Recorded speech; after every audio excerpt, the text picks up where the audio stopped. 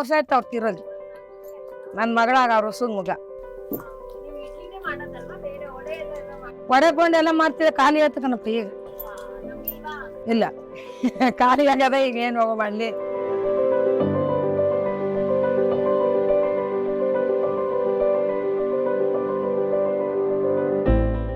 ಎಲ್ರಿಗೂ ನಮಸ್ಕಾರ. Mandya food YouTube ಚಾನೆಲ್ಗೆ ಸ್ವಾಗತ.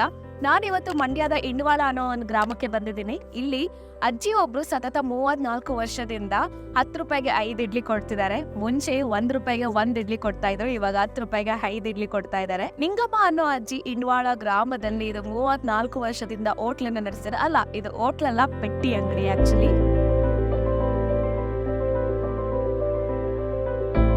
ಮುಂಚೆ 1 ರೂಪಾಯಿಗೆ 1 ಇಡ್ಲಿ ಕೊಡ್ತಾ ಇದ್ರು, ಇವಾಗೆಲ್ಲ ಕಾಲ ಚೇಂಜ್ ಆಗಿದ್ರಿಂದ 10 ರೂಪಾಯಿಗೆ 5 ಇಡ್ಲಿ ಕೊಡ್ತಾರೆ. ಹಾಗೆ ಇವರು ಕಲ್ಲಿನಿಂದನೇ ಚಟ್ನಿನ ರುಬ್ತಾರೆ, ಸಾಗು ಕೊಡ್ತಾರೆ ಇಡ್ಲಿ ಜೊತೆಗೆ, ಮತ್ತೆ ಬೋಂಡಾ ಇರುತ್ತೆ. ಹಾಗೆ ಸಂಜೆ ಮೇಲೆ ಕಾಫಿ ಟೀ ಅಷ್ಟೇ ಸಿಗೋದು.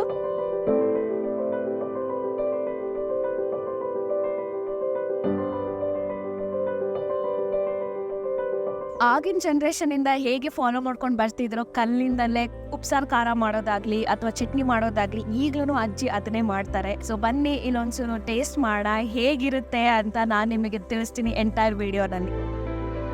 ದಿನಕ್ಕೆ 600ರಿಂದ 700ವರೆಗೂ ಇಡ್ಲಿನ ಬೇಯಿಸ್ತಾರೆ. ಚಟ್ನಿನ ಕಲ್ಲಲ್ಲಿ ರುಬ್ಬಿದ್ರಿಂದ ಅವಾಗ ನಮ್ಮ ಅಜ್ಜಿದಿರು ಹೇಗೆ ಚಟ್ನಿನ ಮಾಡ್ತಾ ಇದ್ರು ಅದೇ ತರ ಫೀಲ್ ಆಯ್ತು ನನಗೆ. ಇನ್ನು ಇಡ್ಲಿ ಅಂತೂ ಫುಲ್ ಸಾಫ್ಟ್ ಆಗಿ ಚಿಕ್ಕ ಸೈಜಲ್ಲಿ ಇರುತ್ತೆ. ಇಡ್ಲಿ ಮತ್ತು ಆ ಖಾರ ಖಾರ ಚಟ್ನಿ ಅಂತೂ ಸೂಪರ್ ಆಗಿತ್ತು.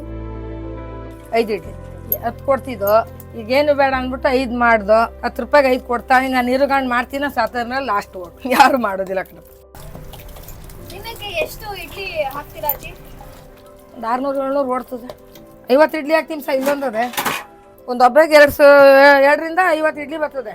ಈ ಪೆಟ್ಟಿ ಅಂಗಡಿ ಕಂಪ್ಲೀಟ್ ಲೊಕೇಶನ್ ಡೀಟೇಲ್ಸ್ ನಾನು ಡಿಸ್ಕ್ರಿಪ್ಷನ್ ಅಲ್ಲಿ ಮೆನ್ಷನ್ ಮಾಡಿದ್ವಿ. ನಮ್ಮ ಮಂಡ್ಯ ಫುಡ್ ಯೂಟ್ಯೂಬ್ ಚಾನಲ್ ನ ಸಬ್ಸ್ಕ್ರೈಬ್ ಮಾಡಿ, ಹಾಗೆ ಲೈಕ್ ಅಂಡ್ ಶೇರ್ ಮಾಡಿ.